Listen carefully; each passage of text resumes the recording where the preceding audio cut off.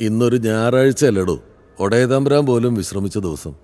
അങ്ങനെ വിശ്രമിക്കുന്നതിനിടയിൽ ഒടയ തമ്പുരാന്റെ ചെവിയിൽ ആരെങ്കിലും ചെന്നൊരു കഥ പറഞ്ഞിട്ടില്ലെന്ന് വേദപുസ്തകത്തിൽ എവിടെയും പറഞ്ഞിട്ടില്ലല്ലോ.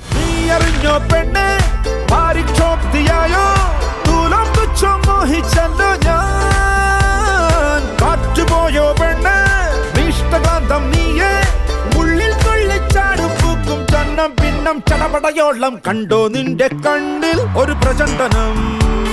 എന്താ സിനിമയോട് ഇത്ര പാഷൻ? നിങ്ങളൊരു കോളേജ് അധ്യാപകനല്ലേ? നമ്മുടെ സ്വപ്നങ്ങൾ എഴുതാൻ, പ്രതിഷേധങ്ങൾ അറിയിക്കാൻ ഒരു 10,000 വേദികളിൽ കയറി നിന്ന് പ്രസംഗിക്കുന്നത് പോലെയല്ലേ സാർ നല്ലൊരു സിനിമ എടുക്കാന്ന് പറഞ്ഞാൽ? ചൊല്ലാനും ചാരത്ത് ചായാനും കയ്യെത്തും തേൻ കണിയാ.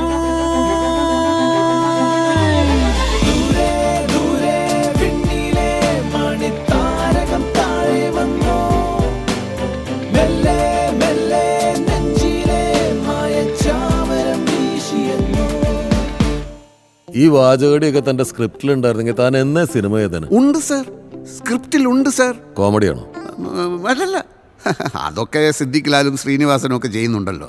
ഞാനൊരു പാവ ഉണ്ണി മുകുന്ദനല്ലേ സാർ. എതിരെ നിൽക്കുന്നവന്റെ ഉള്ളെന്നറിയാൻ ശ്രമിച്ച എല്ലാരും പാവങ്ങളാ മോനെ.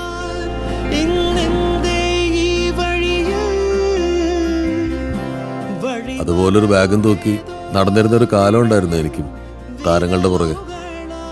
വല്ലാത്തൊരു സ്ട്രഗിളിംഗ് പീരീഡാണത്.